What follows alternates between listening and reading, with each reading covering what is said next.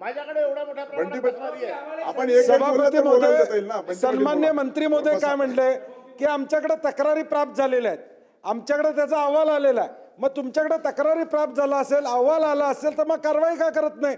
आता एका तुमच्याच उत्तरात सभापती महोदय काय की ज्या कंपनीला लोकायुक्तांनी डिबार केलं, हायकोर्टानं चौकशी करा म्हणून सांगितलं, त्यांना प्रोटेक्शन दिलं जातं. कोण देतं? हाच व्यक्ती प्रोटेक्शन देतो ना.